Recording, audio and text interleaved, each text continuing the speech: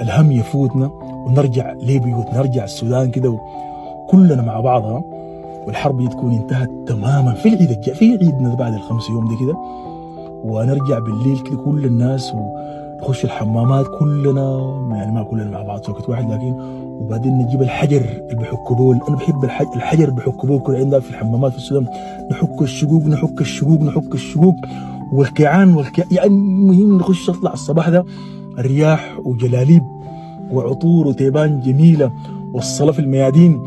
الله اكبر الله اكبر لا اله الا الله، الله اكبر ولله الحمد، الله اكبر. يا سلام يا اخي السودان ده تعرف يعني طعمه ده في الحلاوه اللي بتدوق لها انت بالشيله دي في الجلاليب، بتملا بيها الجلاليب وبعدين بتكون فيها حلاوه قويه. لكن دائما الناس بشر حلاوه كان جارنا عندهم حلاوه كانت كويسه كده.